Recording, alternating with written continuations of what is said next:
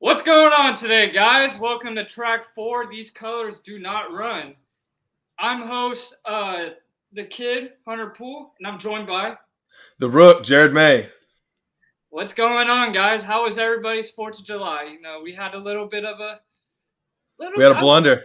a little bit under the weather on Wednesday, but it was very nice to, just kind of celebrate America, see some good people, great time, eat some glizzy, some burgers. Some big ones. Oh yeah, there were some a little burnt, but we were on the grill, so that shit would not happen with us.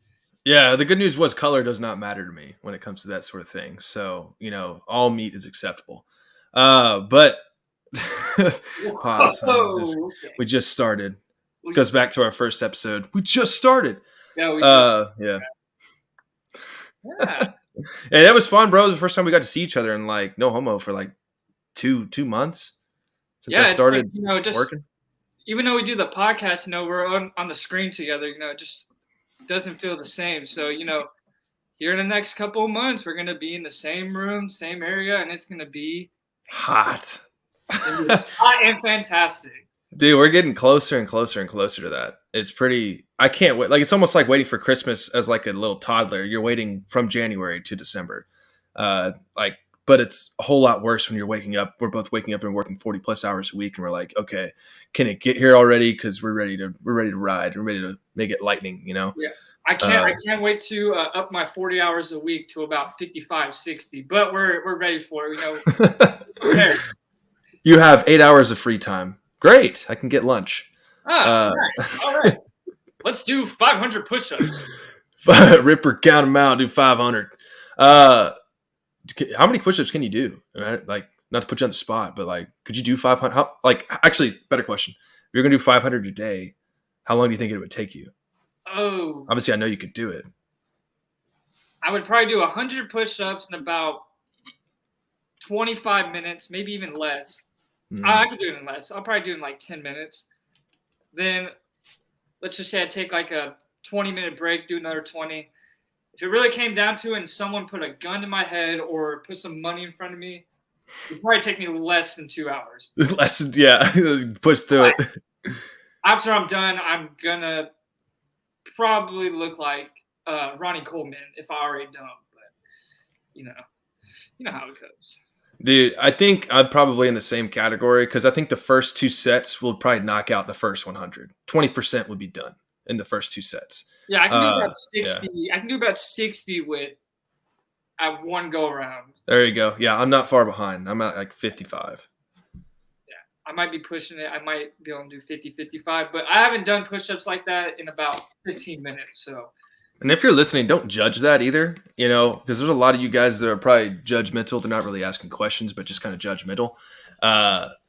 We've been on a workout grind for a long time, especially you, Hunter. It's a lot difficult for me because I'm working at a garage.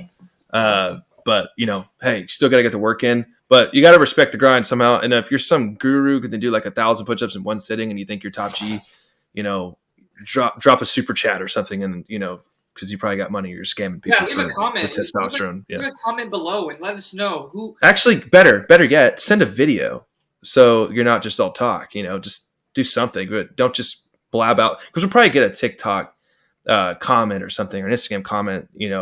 Besides the promote on Texas Vibes bullshit that we always get. But we'll probably get somebody that says these clowns can only do 55 push-ups. What a bunch of jackasses! And you're just like, all right. I will challenge anybody on TikTok or Instagram or Spotify. I don't care who it is, to a push-up competition. Who can do the most push-ups in 2 hours? And I will win that competition. I will go against anybody. Game is game, dude. At the end of the day, game is game. I want someone to accept the challenge and let's get it going because I'm not losing that competition. You know what? Game is game. We ball. If anybody wants to duo that shit, and I'll be Hunter's partner, and we'll duo that shit. And we challenge anybody to do it. If you want a 2-hour span, who can do the most push-ups? We'll have a person, spectating all of it, being a moderator, and we are not fucking losing. I'm gonna say that right. We are not losing.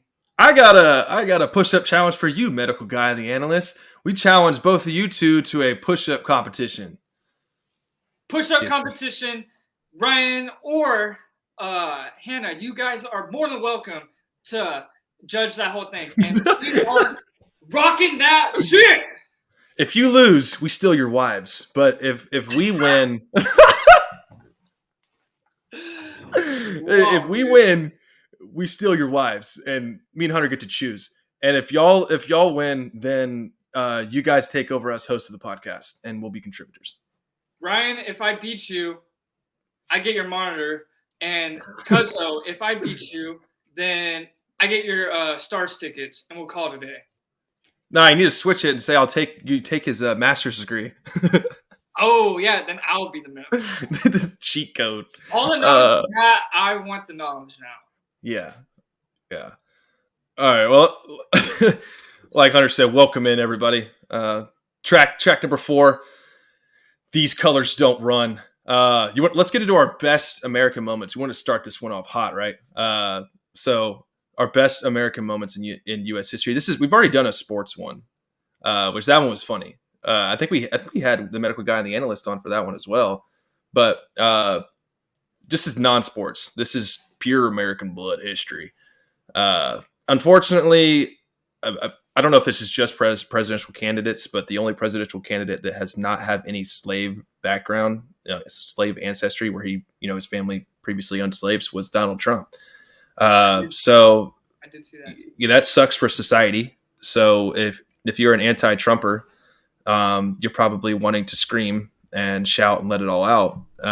But if you're a Trumper, you're probably wanting to kiss your sister right now. So it's a battle that we have to just deal with day by day. But that's the cold hard truth. So we wanted to bring that magnitude of strength to the TRAK ranking process. So let's get into it. I will let you start on the TRAK ranking for your best all-time American moment, or you can let me. It does not matter to me. We're just on this bitch. Well, the American moments. It's not necessarily. It's like sports, but I do have a little bit of sports in there because I'm still kind of want to keep those things in there. One of the best moments that I've seen is, first of all, fuck George Bush, but 9/11, when he threw the pitch out in the Cubs game. Yeah. Oh, Mets. Sorry.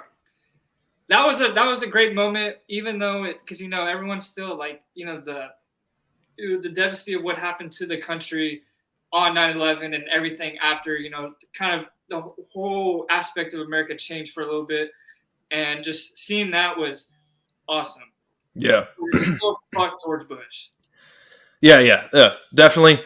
Screw that dude, because he's responsible for 9/11. We can get into it. We could not get into it, but that pitch right down the I want to say cock, dick, and balls all at the same time, but right down the balls.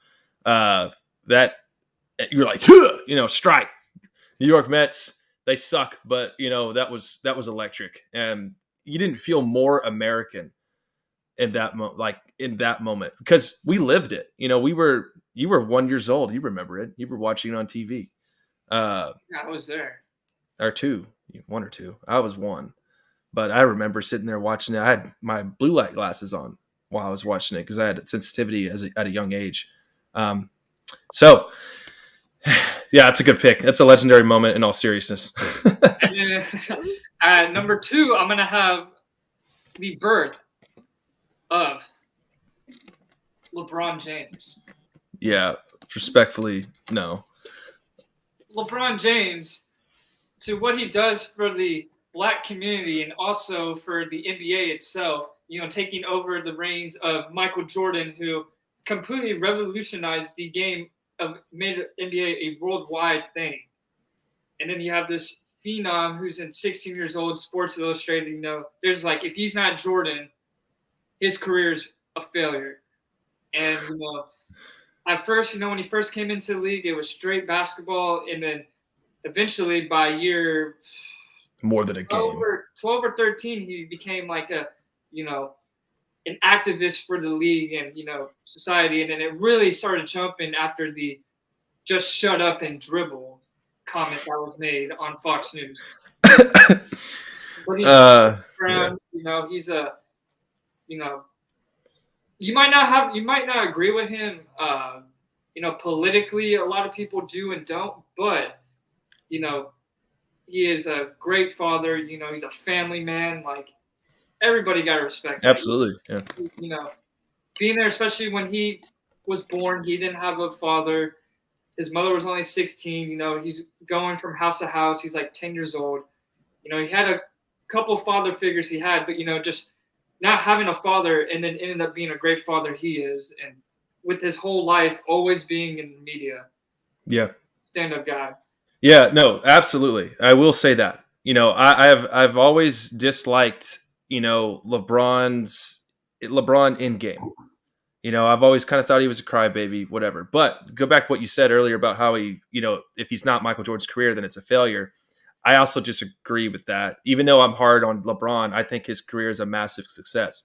And then, outside of LeBron in the NBA, he's like a spitting image of the American dream. And he should be an encouragement to all young athletes of any color to strive to do the same thing, to be more than just basketball. And I will say, this is the whole point of this podcast. We don't, just because you believe one side of the argument, there are some that are unforgivable. Honestly, we've covered, the indoctrination of children and stuff like that. But I don't care if you believe left, right, or whatever. At the end of the day, we're all Americans, and I applaud LeBron for doing what he's done. Giving these kids a school. Trying to make his hometown in Cleveland a better place. So yeah, absolutely. LeBron in that aspect. Total props to him. That's the American dream. That's the beauty of capitalism. And he's also the best basketball player of all time. But let's end it on a good note like that. And at number 3, I'd have Tony Hawk does a 900. For y'all who don't know what a 900 is, he's on a skateboard and he goes up the ramp and he spins, 4 times in the air. 900. Tony Hawk, skateboarder, he's your average Joe, but he also was a big reason of why people liked watching X Games and stuff like that. And, I just lost my partner on the camera for a sec, but it's all good, guys. We're going to, if y'all want to see me crank out about 15 push-ups while he fixes that, we can, do that. Jared is also, oh, there he is. Sorry, y'all. So just feel you and ruled it. I have a white lab, so I was just taking care of it. I just letting it out of the door. But I was listening. Go ahead. Oh no, I was gonna do a little side mission, but my partner is back. Yeah. So the third one, you said the 900. That's sick. If I did that, I'm definitely meeting God. That's for sure. I'm gonna get mollywopped by the slopes. Yeah. I don't think people know how tough it is to do something like that. Oh my God, yeah, it's extremely tough. I mean, you just hear I just explained I would beat God if I tried. Yeah, the average human, LeBron couldn't do it.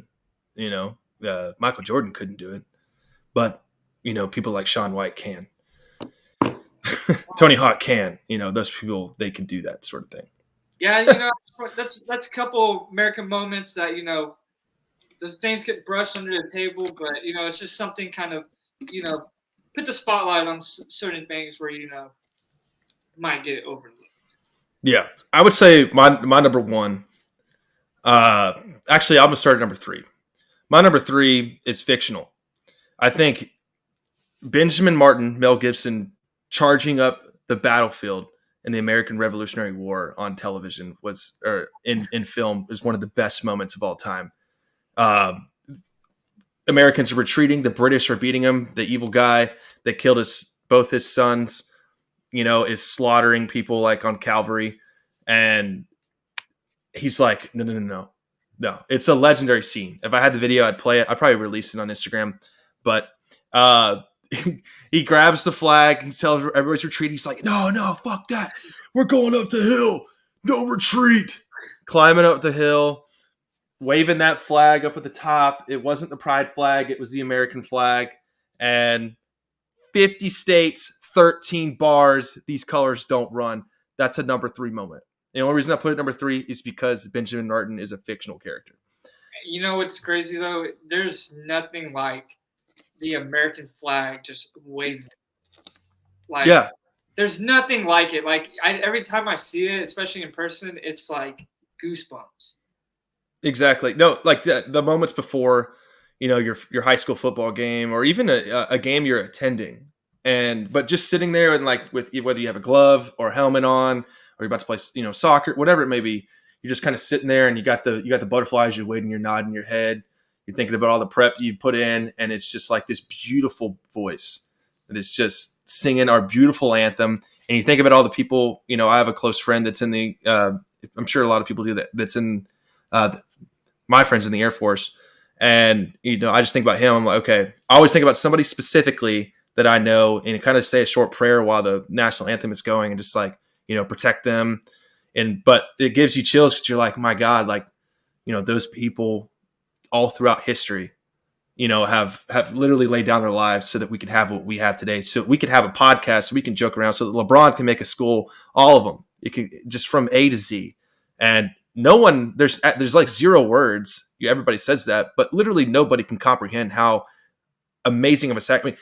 The next step in sacrificial, like in sacrifices, I would say is probably Jesus Christ.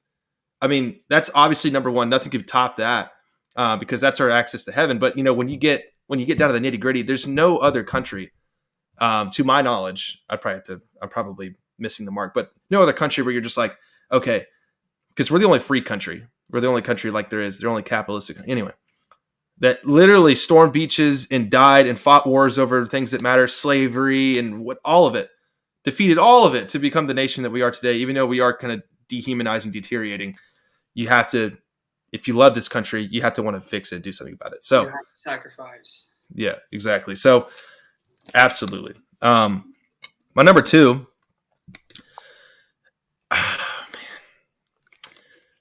Oh my gosh. Okay, so I probably put the Boston Tea Party at number 2. Number 2, because talk about a big dick move. Like, the British have been brutally like hitting us from behind. Taxation without representation, we're getting pissed off and go, all right, screw this. Dumping that tea off the bridge.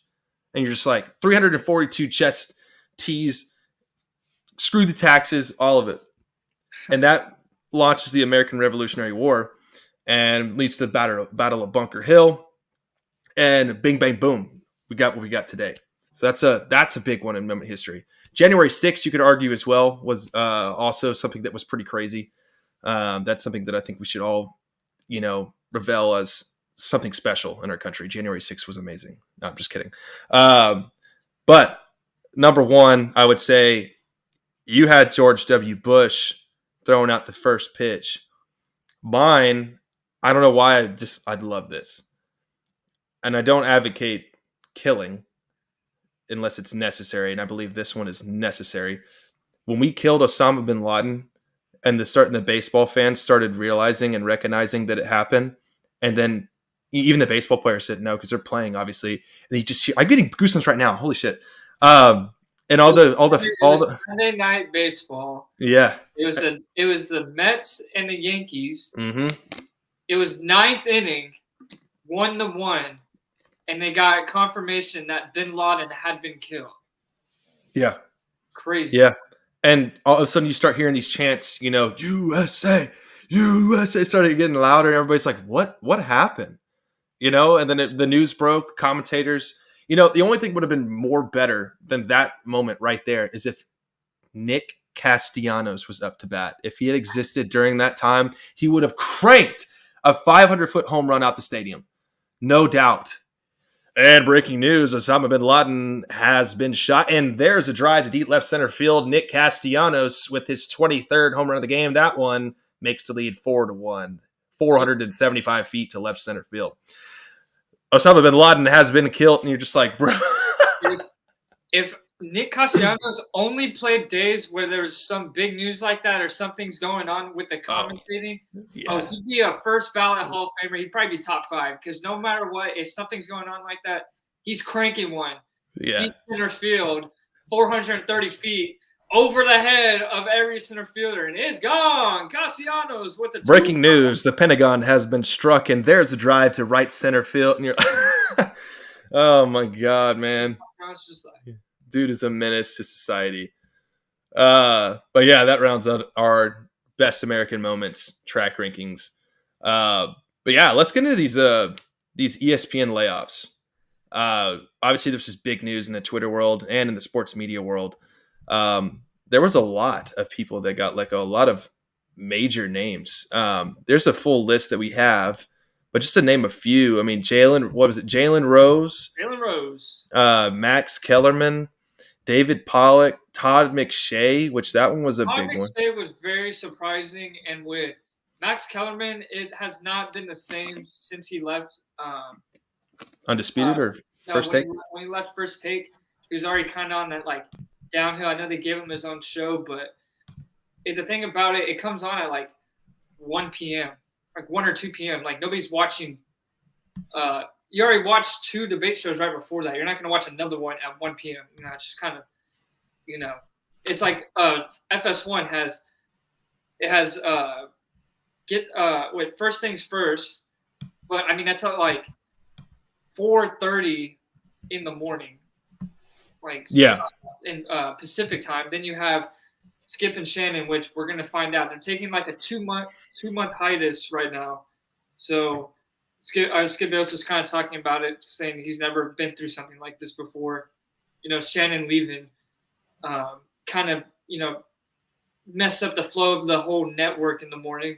So they don't have that going on. But then they have the herd from 9 to 12. Yeah. And then I think that's what Joy Taylor left to go with Speaks. I think Ryan McIntyre, I think, is the other guy that joins the herd. Yeah. So, I mean, that's like a devastating hit to Undisputed. Skip and Shannon were like made tons of headlines, especially because they disagreed on almost everything. Which who knows if that's PR or real? I'm sure it's real, but. So what are they going to do? They're going to have Mel Kiper's mock drafts, and then the other mock draft person is going to be Mark Sanchez, or like what's going on? No. I'm interested to see what all the new hires are going to be because you got people like, I feel like they're really pushing people like RG3, Kendrick Perkins. They think like RG3, bro. It's like as young and energetic as he is, he's gotten away with some shit. He said some things on. He said some pretty weird, like racial things, on air. And you're just like, whoa. If any other person said that, they're canned immediately. Like 5 minutes after that, like next commercial break, they're gone.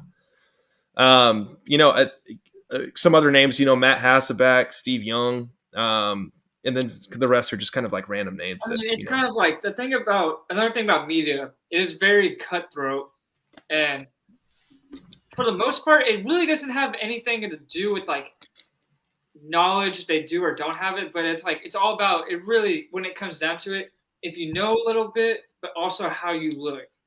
So what I mean by that, if you're getting old, like Steve Young is getting old, you need kind of like younger, good-looking, like energetic people, kind of like, at the end of the day, it's like you can know all this stuff, but if you're not like, like I said, energetic, young, like they're gonna like find someone. You can find somebody like that. They might not know as much, but it's all about appearance. It's the same thing with like show business. Like a big thing about Adele was everyone used to say she was fat, and then she got skinny. And then people were like pissed. Like all her fans were like, "Why would you even do that?" But Adele's not dumb. She knows how the game works. Like she had a beautiful voice, but now she has a beautiful voice and she's not fat. So I mean, she's actually like beautiful. Oh yeah, she's always been beautiful. She's just fat. She's always had a really beautiful face, and she's just kind of like like Kelly Clarkson. She just didn't lose the weight, but she has you could tell if she did, she has a very beautiful voice and a beautiful face. So you're like it's like, it's funny, like Lizzo's not even that good, and she's just getting praised for being big, but she's not even that good. Like Adele actually had talent while she was big, and then now she's hot and she has talent. Like, and then like if Lizzo was to actually lose this weight, she probably wouldn't even be in entertainment anymore because what do people know her for? Big and beautiful. And people aren't calling the beautiful part I because don't know. I don't know a single song. I can't even play a Lizzo song. Nobody can. Do you think? Do you think? Do you think people would buy her OnlyFans if she made an OnlyFans? Do you think if Hell, Lizzo made one? hell, No. What no. about Gorlock the Destroyer? Who Gorlock the Destroyer, the hell is the that? the big woman the big transgender woman that went on the whatever podcast. Oh, is that her name?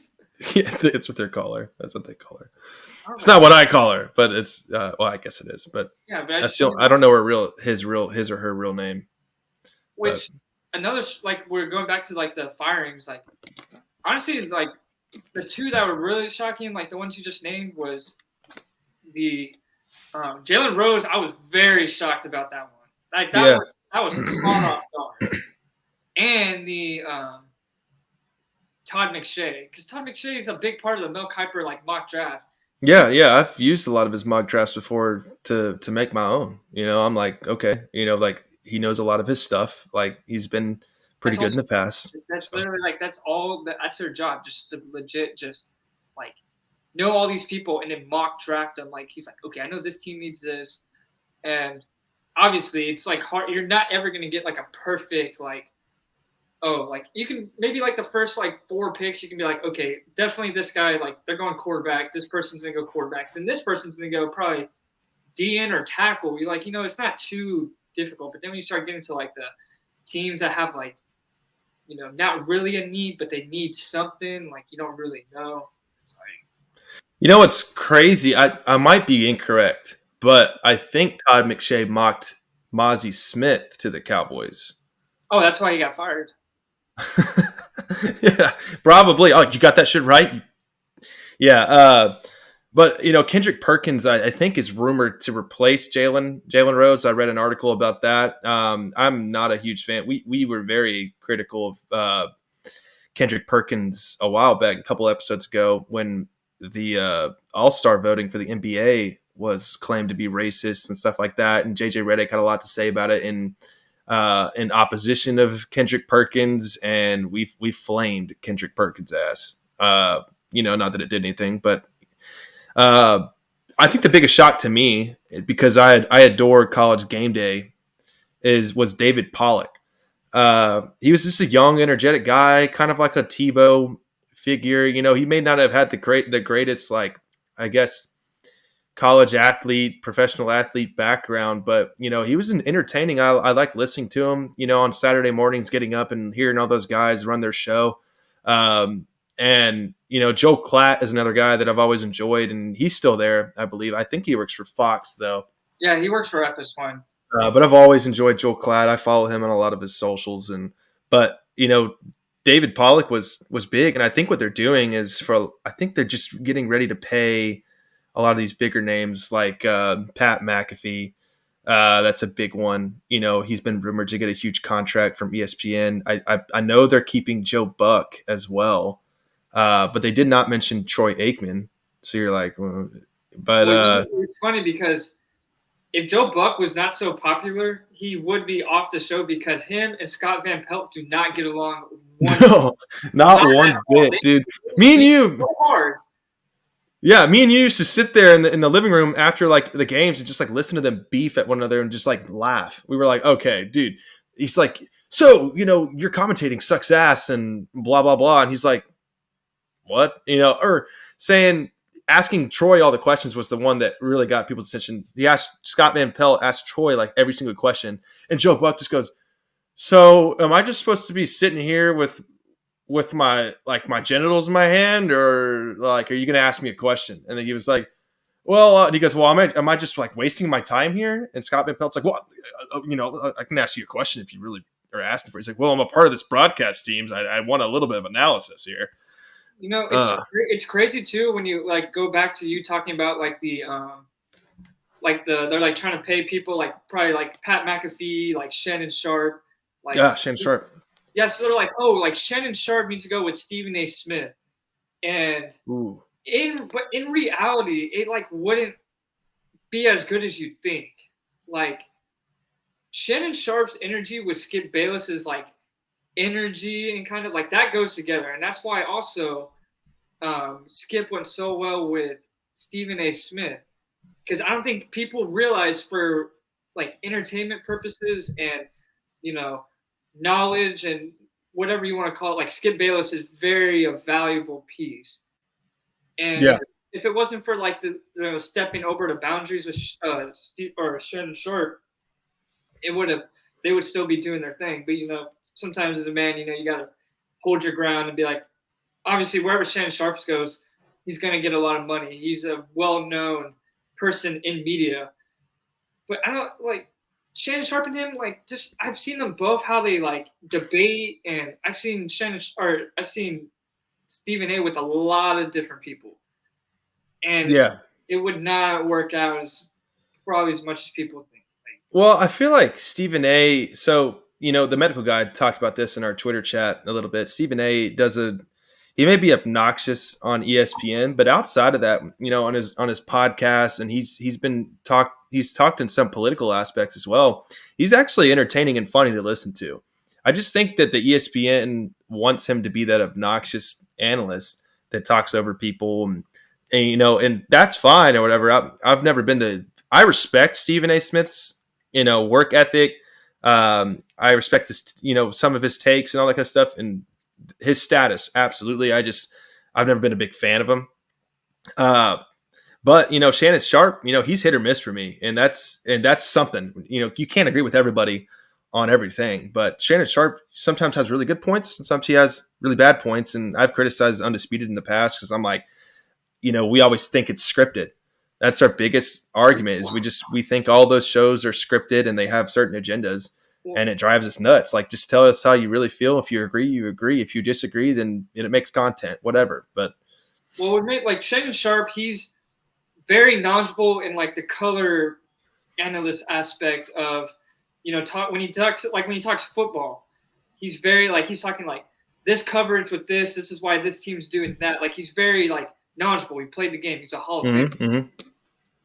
Now Skip, yes, he's a little outrageous sometimes. He kind of is like a very strong-headed about his opinions. And he's like, you could tell when sometimes he's just like being a hater. But also, there's been a lot of times I've heard Skip Bayless say some like stuff way before people, and he's like on it. Like, he's like, especially with Steph Curry, it's crazy. Steph Curry is probably gonna go down as a top 10 player all time if he's already not. He said, I would take Steph Curry over anybody in that draft. And he said that on ESPN. People thought he was crazy. He's like, before he got drafted? Oh, yeah, before he got drafted. He's like, I would take Steph over anybody. Wow. And, that goes under the rug. And people don't realize how smart and knowledgeable Skip Bayless actually is. He's just, he's a little. Well, yeah, you have a good point. With a lot of people, it's their delivery. Why do people hate Donald Trump? It's his delivery. Like, he sounds like a douchebag when he talks. It's the same with Joe Buck. He has that arrogant, this is Sunday Night Football, game of the week. I tell you what, Dak Prescott can't hit the blind side of a barn today, Troy. And you're a Hall of Famer, right, Troy? Like, you played for the Cowboys as a Hall of Famer, right, Troy? I mean, you're a Hall of Famer, Troy. And you're just like, okay, dude, simmer down. You're kind of, but yeah, like Shannon and Skip, me and you used to talk about it all the time because, I was furious with them too sometimes on the Undisputed. But, Skip Bayless, I mean, his biggest one that really just rubbed me the wrong way, and me on the Dak cycle, was when Dak lost his brother. And he basically just said, tie the cleats and get back out. Like, it was similar to the shut up and dribble thing. Tie the cleats up and get back out there and just play football and shut up about your depressed life. And you're just like, what? Wait a minute. Like, take a step back here. It's during the pandemic. He's already lost his mom. He lost his brother to suicide. And he's the quarterback of the Dallas Cowboys, which he should know as a Dallas Cowboys fan on media that they have a higher responsibility and, more than any probably quarterback in the NFL. It's just a lot of PR. It's a lot of responsibility, especially with the national anthem and the kneeling and stuff. Jerry Jones was very adamant about them standing, and Dak Prescott, was asked a lot of questions, thought about it, and he just said, "I respect the decision, and I stand for the national anthem." And he always just says the right things. And for someone like that to be criticized in that regard after losing a brother, when literally you should stand for him, and anybody that goes through a struggle similar to that, I just lost a lot of respect for Skip Bayless after that. I forgive him, but I'm not Jesus, so not everybody forgave Skip Bayless, but Yeah, it's like it's just like, Shannon Sharp's always going to be the more liked one because he's more like, a lot of people he call him Unc, he's more, with the people he interacts. Like, Skip Bayless, like, he doesn't interact with anybody on Twitter. He doesn't follow anybody. He doesn't read anything. He's just like, he knows what's like, people are just hating on him. Like, if he was to go look at his comments on every single post he ever has. Yes, tough skin. Oh, he does. And there's one thing, it's like I can't believe we're like basically talking about Skip Bayless like this much, but it's okay. He's like, there's one thing about him. Shannon Sharp would whip his ass, but I'll tell you this right now. You think he knows it? Would not back down from him. Not at all. Skip Bayless, he'd be ready to scrap. Oh, dude, he'd be like, he's like, I'm not scared of anybody. Do you know where he's from? He's from Oklahoma. Oh, okay. I was gonna say he might. If he's from like Detroit, yeah, I'd be able to hold it down. No, he's from Oklahoma. He just had a shit with Oklahoma. Oh shit, never mind. That's Kansas. You said Kansas. Kansas had some mob ties. When he first made Undisputed, maybe like a year or two later, he like dropped this like post on his Twitter. Well, he's like, I just wrote this whole, because he's a very smart, like he writes books, like went to Vanderbilt, and he dropped like this like this long. It was a long like 7 pages of like his like life story and how he got to where he's at. And I read the whole thing, and I was like damn, like I would have never guessed that about him. Like, people don't ask those questions. I've been quoting this a lot lately, and it's from Ted Lasso, which I haven't watched, but I've seen some clips of. Or no, I'm thinking Jack Reacher. Never mind. Go ahead. No. Yeah, Ted Lasso, the football coach that becomes a soccer coach. But he said that like a lot of people just judge; they don't ask questions. And he said like everybody, with him and his experience when he's transitioned to a soccer coach, all they did was judge, but nobody asked questions and asked why. And so in the scene, he's playing darts against the GM whose ex-wife runs the team, and he's trying to sabotage her. And so he's like a professional like darts player. He had his own things. And so, Ted Lasso's playing dumb the whole time, and he's being the GM or whatever is being a dickhead. And he's like, everybody just always judge. Nobody ever asks any questions. And then he sinks the thing he needs to get. And as he's talking, he goes, nobody asks questions. Like, for instance, like, you play any darts, Ted? Throws another one, bullseye. And he goes, yep. Every Sunday afternoon with my dad until he passed away when I was 16, and then kind of finishes his rambling, and he goes, barbecue sauce. And bam, hits the one he needs it and beats him or whatever. And I was like, okay, that's a sick scene, but it goes a long way. People don't know that. People don't know that about Skip Bayless. People don't know that about Stephen A. unless they, when that's famous Stephen A. rant on TV where he's like, I was a blank, I was a beat writer, whatever. And then I became a columnist. Before I was on ESPN, I lived on tuna fish and Kool-Aid. And it was like the Dreams and Nightmare song in the background. Yeah. It's like, that's a super hype video. Like it makes you respect them, it makes you view them a different way. He's like, I came from the gutter.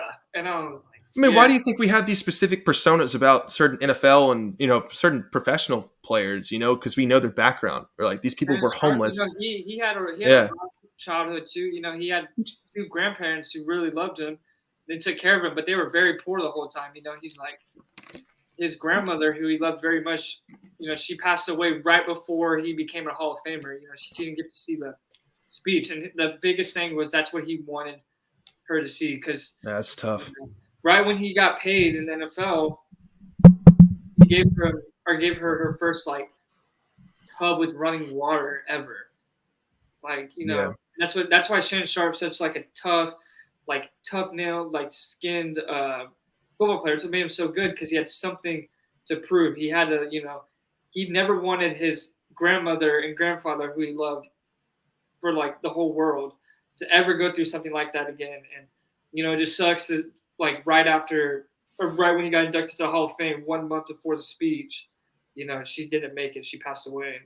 There's you sometimes when you go watch these people, like even the people got laid off, people who are on ESPN, like you just go check out their life stories. Like you learn a lot. It makes you kind of respect them from all aspects, not just their takes. Because it's like.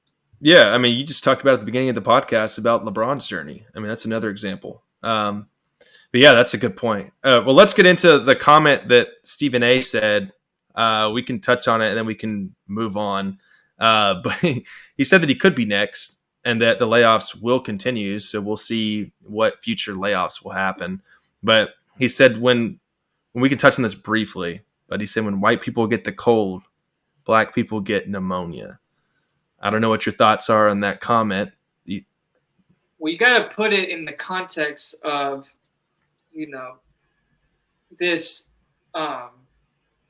metaphor. He's talking about basically, if something happens to a white person, as in, a white person got fired at ESPN, that sucks. That sucks that they got fired. That's just a cold. Now, if an African American gets fired at ESPN, it's like pneumonia. Like, and I know we're talking about respecting these people, but in all honesty, that comment is straight bullshit. I think it's total BS. And just especially with the effects of people talk about, if you make comments about COVID, like, oh, like that affected my family, my friend's family, because I had someone lose their life to that. Well, pneumonia is not something to play around either. Like that, pneumonia is probably worse than COVID if we're really thinking about it. Like it is, and just the way that he kind of started, like when he said he could be next, and then said that right after, it's like the victim card. Exactly. Now, and then he's trying to give like a pass to, okay, so if you're gonna fire this, white person, it will probably be, it's not that bad. They'll find another job. And then if a, African American or someone like that gets fired at ESPN or anywhere, they're probably not gonna get another job. They only have certain limitations. And I didn't get to watch this video, but I did see a clip from it. It's Stephen A. Smith went on the Will Kane show. Yeah. Talking about those comments and stuff. I haven't watched it. I'm definitely gonna watch it pretty soon. I'm really intrigued to what he's gonna say. What he meant by those comments, guys. Yeah, I mean that's a tough thing to back up too. I mean, because it's a never-ending cry for help. But we were kind of briefly talking about it on the phone earlier today, and I was just like, well, a firing is a firing. Everybody has a family. Like Will Kane when he left ESPN. Any of these firings, David Pollack, he has a family he's got to take care of. At the same time, yeah, he'll probably find another job, but is it going to be this? Does he have to move his family to a different state? I mean, is he going to get the same money? Is it going to be cheaper? Does he have to find things on his own? Absolutely. That's a process that you have to be applying yourself to be worthy of. Same for Jalen Rose. Same for Jonathan Van Gundy. You know how slim commentating is when it comes to, there's so many of them. There's only so many good ones. So when you lose somebody like Jonathan Van Gundy, who's been around for a long time, you've made a home at that network station. So now you have to completely change your aspect on everything for any kind of person and apply it to a brand new network, a brand new owner, a brand new CEO, a brand new way of doing things. I mean, I would imagine that, like a transition like Joe Buck and Troy Aikman's from Fox to ESPN, they knew they were getting that deal before they had left Fox. But I imagine that for a short amount of time, that wasn't a guarantee that they were going to have a guaranteed job at a primary network if Fox wasn't going to re-sign them. I mean, I'm sure they would make way, but it's not a guarantee. Especially in sports media where it's not like there are a billion jobs just sitting there like you're working at a UPS office. Where there's it's a giant ass company, and you're like, yeah, well, you can work in the warehouse and work your way up or whatever it may be, So I think that's just shameless or kind of a shameful thing to say from Stephen A. And I don't agree with it. And I would think he's had a pretty prosperous career, and that if he got let go at any point in time, he just like he claims that white people wouldn't have a hard time finding a job. He definitely would not have. He is he's probably top 5 in media personalities in the modern era. About it too is that he says it's like going to be like real tough for them to find a job. Basically, most of these people on TV are former players. And if you do the math, then you can figure out the rest. most of the white people on TV are not former athletes, unless besides like NFL. Close to a majority, I would say, yeah. And even the ones that are in there are not the greatest achieved players. JJ Redick was a sixth man kind of guy. Like maybe he was a starting lineup. Tim Tebow, he didn't have a good NFL career. RG3 even, he didn't have a good one. Yeah, and it's not even he's not a weak-minded person, but that's a very weak-minded comment, and just stuff like that. Like why, if you don't know how people are going to interpret that, especially with like pneumonia, like. He just made it seem like pneumonia was just like, that's whatever, pneumonia. Like, no, like there's been some people who, been really affected by it, and it's just weak-minded. Stephen A. Smith, like, and you're awesome, bro, but man, that's I agree. So it's your turn. It's your turn to fire away on the five quarterbacks. So those of y'all who tuned in last week, we did a TRAK ranking of name the quarterback before this quarterback listed. So we had Trevor Lawrence, Drew Brees, which really threw me off. Yeah, that was a tough one. Andrew Luck, RG3, and then who was the last one? Well, shoot, I can't really remember. I don't know, but that was Carson Wentz. Y'all kind of get the gist of it, and just the Drew Brees one kind of caught me off guard. And I told him, I said, I'm gonna get you back next week. I've been kind of ready for it. I kind of had some people. Yeah, I might have dug myself a grave. And I was like, I don't play to get even. I play to win. So I said, okay, I'm not gonna, God. I'm not gonna dig your grave right now. We'll see how you handle this. I think I dug my own grave last week when I said, it's in between modern day and 2010, and the second one I whipped out was Drew Brees, which was like 2003, and you were like, So we'll get at it. We're gonna start this track with you. Let's start a little easy for him. Let's see what he can see if he remembers all this. Hope it's easy. All right, number 1, Tony Romo. John Kitna. Kyle Orton. Before Tony Romo? Yeah, didn't John Kitna have a little stint? Okay, Drew Bledsoe. There you go, Drew. Yeah, sorry. Yeah. There's a little gap in between there. That I think John Kitna was in there. I got thrown off, but Drew Bledsoe. Drew. He replaced Drew Bledsoe. Yeah, that's true. You're true. Yep, you're right. All right, here's an easy one. Aaron Rodgers. Brett Favre. I'm gonna start a little easy. Now it gets a little tougher. Okay, those are some icebreakers. Your favorite guy, best middle of the field thrower of the football, Russell Wilson. Ooh, right before him, Matt Hasselbeck. There was one guy right before him. Byron Leftwich. You're on the right track. Tavares Jackson. Yeah. Whoo! Yeah. Now it gets a little tricky. Okay. That was a good one. Michael Vick. Right before him. Oh. I just realized I'm naming a lot of black quarterbacks right now. Oh gosh. Matt Schaub. Let's see. Gosh, was he a mobile guy? I don't think he was. He was. No, this guy, he played for a little bit, but he was like, Did he kind of bounce around? I have no idea. I'm not gonna lie to you. I had to look it up myself. I was like, who was it? Do you know what college he played for? And you're going back to Michael Vick when he was on the Falcons, right? Or are you doing? Yeah, right on the Falcons. Right before him, I would say. I mean, I don't know why Jake Delhomme is in my head, but I know he was on the Panthers. Bro, that's the next guy. What do you mean? Like on my list. That was the last one I was gonna ask you. Oh my god! Were you gonna say Cam Newton? Or no. I don't even. Like who was the quarterback before? Yeah, Jake Delhomme. Jake Delhomme. Okay, yeah. Okay, this guy played at. Is it Chad Pennington?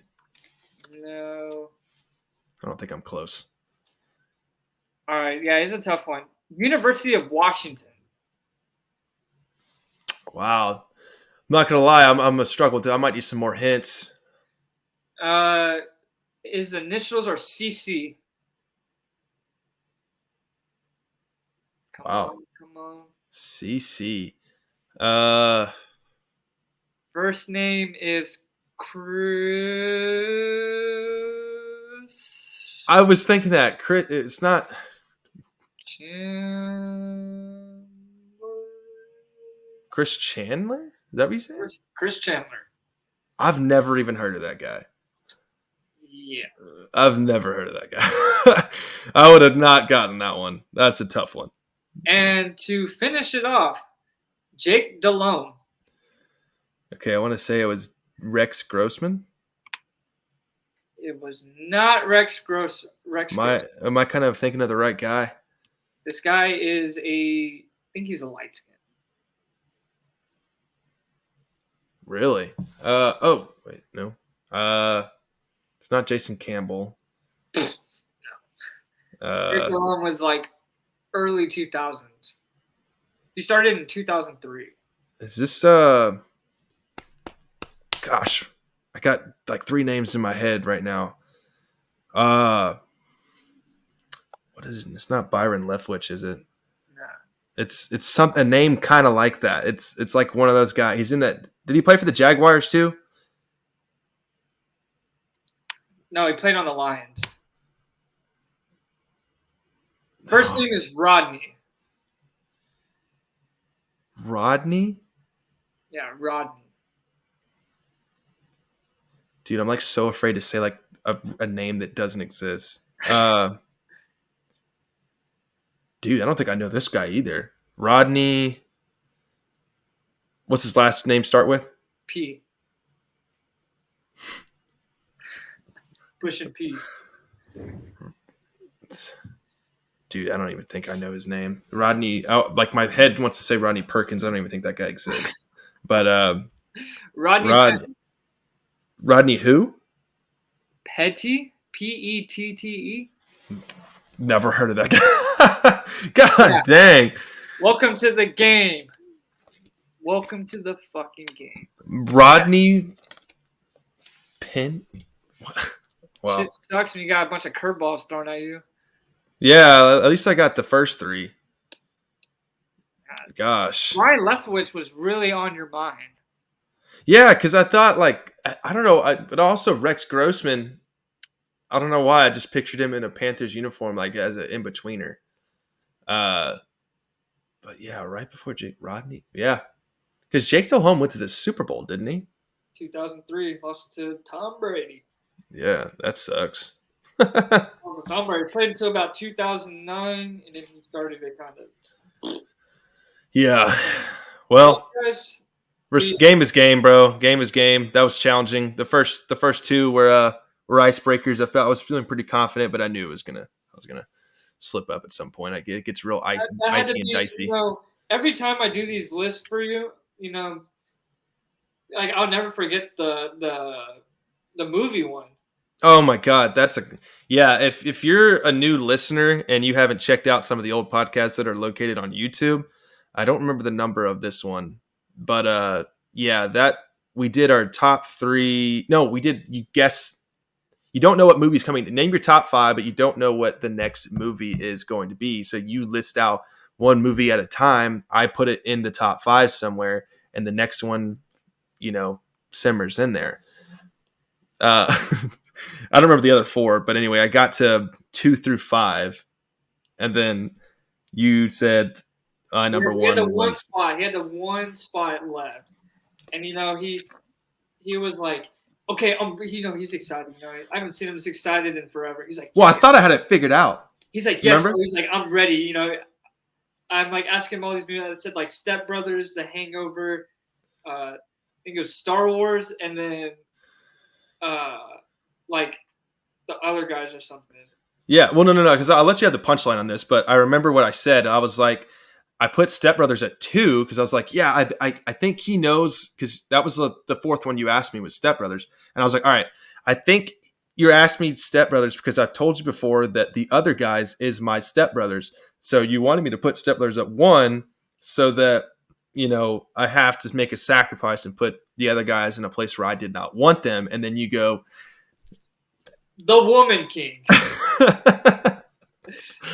Oh my gosh, yeah, if you've seen that, then I want to shake your hand. I don't know anybody that has actually gone and watched The Woman King. If you don't know what it is, it's based on a true story. It's basically Black Panther in the 1400s. Which nobody has ever heard about it but it's true. Until last summer.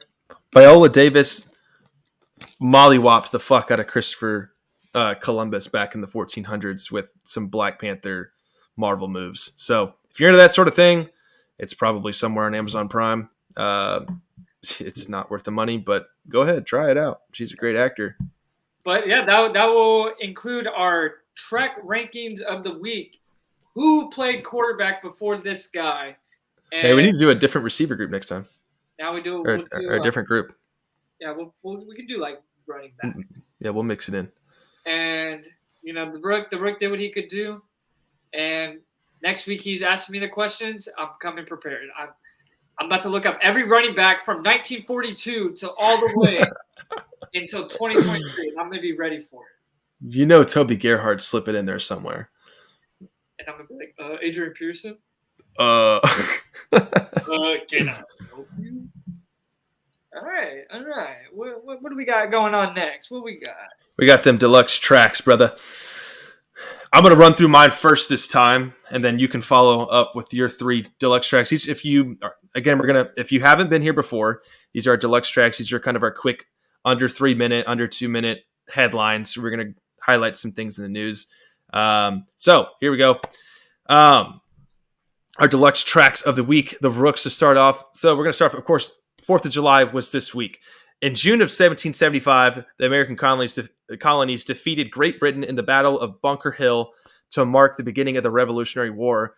And as we all know, Benjamin Martin, carrying the American flag in honor of Gabriel Martin, his son, charged up the hill to resist their own retreat to defeat the Redcoats. On July 4th, 1776, the 13 colonies claimed the independence from Great Britain. And now in 2023, we are anti-patriotic pussies. Jim Caviezel appeared on the Sean Ryan podcast to talk about his movie, The Sound of Freedom.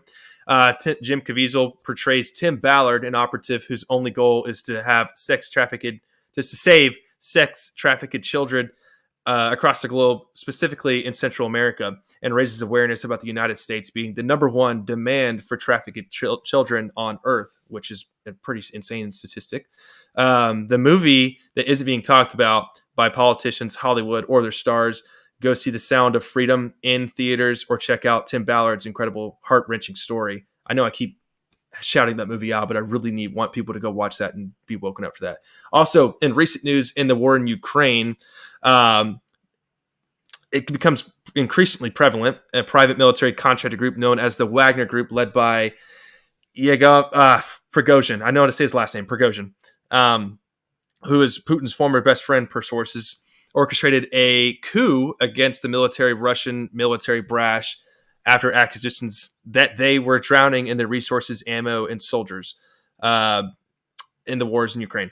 So the Wagner Group participated in many other foreign wars in the past, and they had heavy involvement in bloody wars in the Ukraine war. So far, the group marched over 400 miles, stopping 120 miles away from Moscow, where their coup seemingly ended. The story is technically still developing. However, Putin announced Prigozhin's group are traitors and should be punished somehow, some way. But Putin's response to even his removal from power could escalate the war with devastating consequences. Found out more info online, such as on the Blaze TV website. All right. All you, brother. Well, that was very good. The Rook. You know, the Rook, info. every time he comes in here, pause. It's always going to be, educational. You learn a new thing or two. And my deluxe tracks of the week they're not too much different than his. They might be a little different, but I'll let y'all know. Number one, Fortnite adds Michael B. Jordan to its item shop. The kid had to come and claim that. It came with the Michael B. Creed 3 skin with some punching bags. So, every time I, smoke somebody, I hit him with the hit him with that. I'm clipping that. Also, yesterday, I hit my first aerial on Rocket League for a game winner with the Rook and his boys. And it gets better because, it's 2-2. We're in OT. And the ball's in the air. And the Rook and I both go up for this ball. And I don't play Rocket League anymore. So I just, I'm pulling shit out my ass at this point. And I start going up. And I use my Optimus Prime, basically SUV, to knock the Rook out. Big rig. Hit this ball in with an aerial. Hit the game winner. We're laughing because everyone's like, what the fuck just happened? Yeah.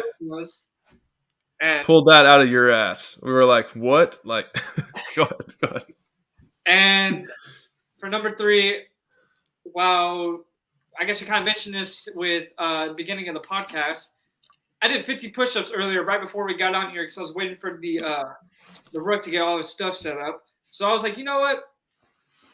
Fuck it, we ball. I just hit 50 push-ups, keep it, nice and fit, great and fit, know who I do. But, yeah, that's my deluxe tracks of the week. They weren't too different from the Rooks, but game is game. And that will do it.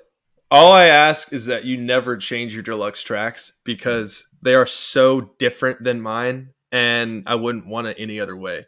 Like, a lot of people are probably thinking, why isn't it like coordinating a little bit with that, controlled operative take? It's like, because it's the kid. If you know the kid personally, he's out of pocket, he's a comedian, and this is how he rolls. So if you don't like it, then get out the kitchen, bro. But dude, that's a good one. The Rocket League one is by far the funniest because I had that shit. Like, I was like up in the air. I had been on my aerials that night, and I was up there. I was like, I got it. And all of a sudden, you see this big rig mystery machine come up and whack me out of the way and send that shit 60 miles per hour into the top right corner of the goal in OT. And I was just like, headphones came off. I started dying laughing. I was like, no way. Where did this come from? But the fact that he hit a veteran out of the way just to shine, bro. I was like, that's some Top Gun shit right there. I was like in the goal, and then I was like waiting for it, and then I was like, I saw the ball bounce up high, and I was like, oh, I'm coming. Go time. Whoop! And then I got my speed. I was saving my speed for a moment like this. I was like, we're in OT. I was like, I just need to save it. So then once I had full speed, and I was like, all right, we're going up to the sky. And I went, whoop! And then, I just... Literally the instant replay, bro, was me, like, angling on the left side of the goal, like, dead center on the ball, and then all of a sudden it was just, yak! From the right side. I go flying into the wall, and the ball sinks, and I was just like, dude, if that did not go in, I'm never playing with Hunter again. Oh, dude, hell of a shot. So let's get into our next segment with the Supreme Court ruling. They recently ruled to eliminate affirmative action. And affirmative action is basically hiring based on racial qualities, instead of just kind of, I guess, Who's hiring qualified? on Who's not qualified? and who's qualified, who's not qualified. And this has been a big issue for a long time, or I guess a big debated topic for a long time, I should say, because, and it's also a touchy subject because we're two white guys. So it's like, oh God, they're going to be talking about, the typical stuff. But, if you look at it in reality on the outside of things, you're like, what we're trying to say is, for the most part, is that you shouldn't be discriminated against in any form, way, or shape or form. You should just be qualified for the position. And everybody has a chance to succeed in this country. So affirmative action should have never been in place in the first place if we were a true American dream country, So the Supreme Court, who is controlled by the conservatives, got rid of affirmative action, which was in place in 1978, and claimed it was a violation of the 14th Amendment. If you're unaware what the 14th Amendment is, it says that all persons born or naturalized in the United States and subject to the jurisdiction thereof are citizens of the United States and of the state wherein they reside. No state shall make or enforce any law which shall abridge the privileges or immunities of citizens of the United States. Nor shall any state deprive any person of life, liberty, or property without due process of law, nor deny to any person within its jurisdiction the equal protection of the laws. And it also goes into historical background of each individual. Our Constitution and our Declaration of Independence was so well written for all people, and I know it took a while for us to get there, but we got there way sooner than everybody else did. So quit your bitching. But this is some pretty interesting news. I want to know your thoughts on it a little bit. I kind of think that something like this it's very touchy. It's very difficult to talk about without upsetting somebody. So you should kind of be unafraid about what you're going to say. But yeah, with affirmative action being eliminated by the Supreme Court, controlled by the conservatives at this point, do you think it was too far? Do you think it should have been done earlier? Should an alternative be kind of set in stone in the future to kind of regulate, disparities within it for an individual? I mean, what are your thoughts on it? And it's tough. I know it's like, I'm trying to word this without it really coming off the wrong way. But with the thing about, so there was already affirmative action to begin with. Yeah. And people who weren't getting those jobs. Say affirmative. Yeah, we're sorry. We're getting those jobs. Weren't getting those jobs, and then they're like, well, it's because of this. Like, they're already playing the victim. So it goes back to people who are really gonna hate this to begin with. Doesn't matter what race you are or anything. It's if you're a victim. When you have that victim mindset, which is a weak mindset, this Absolutely. is what gets people like, oh, like, I didn't get this because of that, blah, blah, blah, blah. When in reality, when it comes to this law, when there was that, like, it really did state because it was doing off race. So then what they did was they were lowering the standards for these other races that weren't white people. And, exactly. And it's not even like, as a white man, I wouldn't want to be the easy way to be like, oh, I have to have this standard to get the job. Because in reality, it's just basically someone telling you, when you have this first, certain races, basically telling those races, we don't think you're qualified in any way like that. So we're just going to be like, oh, you're this race, let's get you in here.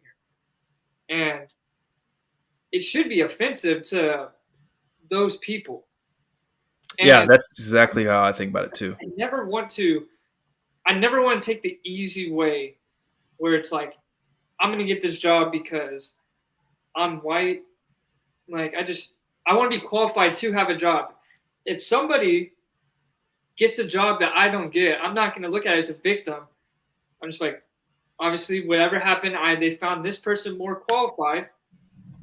And if it's about race, then that sucks for the company because you really just made a poor business decision off of race. And I don't play that victim shit. So I'm not, this doesn't really affect me because, if I don't get a job, I'm gonna think it's like, you know what, whatever. I could have got a job, could have not. But only people who are complaining about this is people who already see themselves as a victim. When you see yourself as a victim, it makes you weak-minded, which if you're weak-minded, you're probably, it's going to be hard for you to be a good, hardworking person if you're weak-minded. Yeah. And like if your outlook on life is that you're kind of stuck in some quicksand and you can't get out and there isn't a limb for you to grab onto, just remember the only way that you, in majority of times, the only way that you got in that quicksand in the first place is because you stepped in it. And there is always a way out. Like, look at all these stories that you mentioned earlier with Skip Bayless and Stephen A, LeBron James, that's two right there. But, I think with the affirmative action thing, I think it goes a long way because, when you say that we get certain jobs because, of a certain skin color, not only does that's like, it's very offensive towards us because there are a lot of white people, especially, poverty in this country has risen at a crazy, crazy rate. And a lot of those people that are in those positions have, gotten themselves out of it. There is inheritance. That's one thing. I think that's a small disparity in the United States. I don't have the exact statistics on that, but there are people that have worked their butts off to get to where they are today. And it's not because of skin color. It's because of capitalism. And capitalism thrives in this country. It always has. It's the best system to get rich. And there should be no excuses. Obviously, there are some circumstances where it may take time for you to get to where you need to go. You may get there later in life. That movie with Will Smith, the guy that sold those, what's the Pursuit of Happiness. That's an outstanding story, an outstanding movie. It's stories like that inspire us. But affirmative action had nothing to do with that. And with this rule in place, I say this all the time. And you hit it on the nail when you said that it should be offensive to minorities that they even have this rule in place, because it's basically saying you're not as qualified as the white man over here or the white woman. So therefore, we have to make certain different aspects so that you can reach the margin. And that's highly offensive because I don't believe that. I believe that any man or woman is capable of the same knowledge that, that is granted in the United States. You can get all the education you need for free online. They just kind of staple that degree on there and you're like, you can get any job you want if you, were 4 years obedient to some bullshit, degree. Because mine is bullshit. I graduated 4 years with a communications degree. I'm not going to walk around with my cock hanging out saying that's the greatest degree in the world. Hell, a lot of it's just how to talk to people, but then you get that degree and then Aggie ring and everybody's like, whoa, he's got a degree. But then you look at, you on the other side, Hunter, you're one of the smartest people I've ever known. When it comes to like street smarts and stuff like that, you may not be the most book smart guy in the world, but you can definitely compete with the best if you just taught what is needed to be taught. And I think qualification is important in a lot of different aspects. We talked about it a lot with Eric Bieniemy. It's not about race. It's about whether you're qualified or not. Look at his history. He made the Colorado offense worse when he was there. He's never actually called plays for this. We went into this, and it's just like, it drives me nuts because it's that victim mentality, and everybody is emotionally susceptible to what's going on in this country, and they're all pandering to all these people that think they've had a hard lives, and they get those handouts and they get those stimulus checks, and they just continue to get this agenda where it's like, stay down, stay down, stay down, stay down. The government will help you. That's the worst sentence the United States has ever introduced to this country is the government will help you. No, you help yourself. And a lot of people, if you ask a lot of people, the majority of people, not those keyboard warriors on Twitter, it's those people that work day to day. They're more concerned about taking care of their family and taking care of their friends and making sure that their wives are taken care of than they are about who gets that job or not. Because I guarantee you, everybody on this planet, when it comes to a job interview and being qualified for a spot, their number one priority is, I'm going to get mine and I'm going to win the position. If you're not going in there with that kind of mindset, then you probably have that victim mentality, and affirmative action doesn't even matter at that point. But yeah, I think it's highly offensive, dude. I hate that it's even in place. I think it's a racial thing. And I don't believe it should have ever been in place. I think everybody should have equal opportunity, like it states in the Declaration of Independence. Yeah, you also hit that right on the nail. I think that honestly covers it. I mean, we could probably go into that a whole lot more, but you can only go so far into Supreme Court rulings and stuff like that. We stop while we're ahead. Yeah, that's probably plenty. But yeah, so let's get into our track record of the week. I'm gonna let you go first, but yeah, obviously, if you have not listened to our show before, the track record of the week is a lyric, an artist, or a song that you want to shout out each week. We've done some pretty good ones in the past. It's honestly probably our favorite segment. That Name the 5 prior quarterbacks is really fun, but this one's been really consistent. We love it. We love music. So, Hunter, hit us with your track record of the week.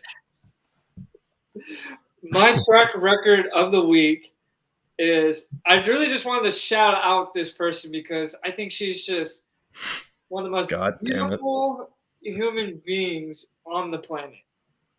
And then what makes it funnier is that there was one time where you heard this song and you said, if y'all keep playing this song, I'm going to walk out the door. Oh, and nobody about you saying that, and they kept playing it, and you legit walked out the door. Well, I walked straight out the door. I didn't hesitate a single millisecond. It was probably faster than that Titanic submarine imploded. As soon as that song started playing, I took off like the Flash. And those people, now that they kind of like, what song are they talking about? The song is Casey Musgraves' Space Cowboy. And the lyrics I'm doing is, go ahead and have your space, cowboy. And it's just... I got mine. Yeah. I got mine. I just want to shout her out, and that moment makes me laugh because that shit was, you just walked right out. Like, dude, that's a good moment because, I think we were drinking. We had a big group of people over. I had been through the rut, whatever. I was like, man, y'all play this song. I'm walking out right now. Like, I don't care. Like, don't play this song. I'm not trying to cry tonight. Or, like, not actually cry, but we're not trying to play music that's sad. It's like Rascal Flatts in the truck. Every time we went and go work together at the ranch and stuff, it's like skip. I'm not trying to be sad right now. Play me a good song. Damn good song, but man, that's a song I got to listen to alone. Yeah, sorry, but I just had that's my track of the week. Space Cowboy, Casey Musgraves. Oh, that's a good one. Yeah, so mine is a song by Larry Fleet. If you're unfamiliar who Larry Fleet is, he's a country music artist.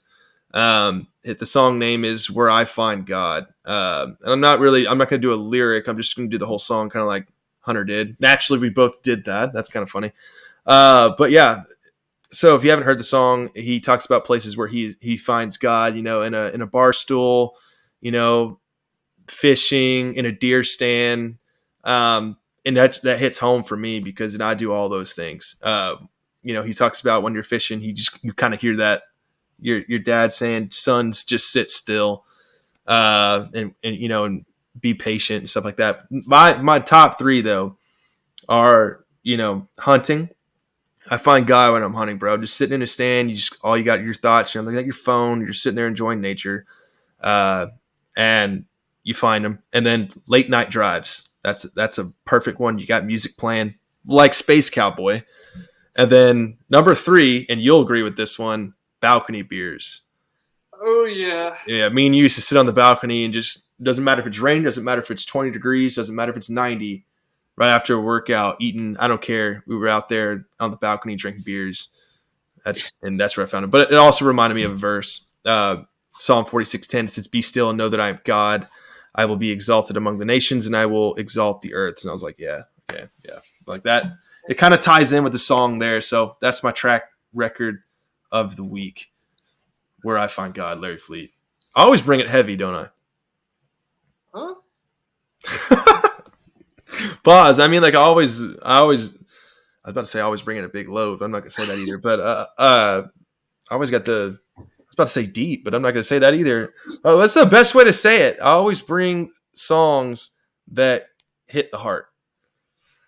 That's a lot better. Okay, yeah, I'll take that one. The other three, you guys shy away from that. Dude, that was about to be worse than that ninja clip where he's like, where he shot on my back, where he came from behind when he. Dak Prescott shoots the hole. Dak Prescott shoots the hole, finishes inside him. Oh yeah, you're talking about Troy Aikman. Yeah. Dak sees the holes and he pulls out. It's like, what? Yeah, Dak Prescott sees the pressure. He bounces left and he pulls out. Like, there you go. Whoa, Troy. Joe Buck's like, Troy, you're a Hall of Famer. But yeah, so that wraps up track 4. These colors don't run. Hope everybody had a good 4th of July. We'll be back next Wednesday on our regularly scheduled program. A lot of S's. So check us out in our socials per usual. Look up the TRAK podcast with no C, TRAK podcast on Spotify. Give us a listen, a download, share it. Let your friends know if you like it. Keep listening. You can also find us on YouTube at the TRAK podcast. Again, our socials on Instagram is where you'll find most of our content, trak.pod. So, without further ado, we'll see y'all next Wednesday. The Kid, always a pleasure. Thanks for hosting. Sure. We're inching closer and closer to August. Farewell, everybody. Y'all have a good rest of y'all's week. Take it easy, guys. Take it easy.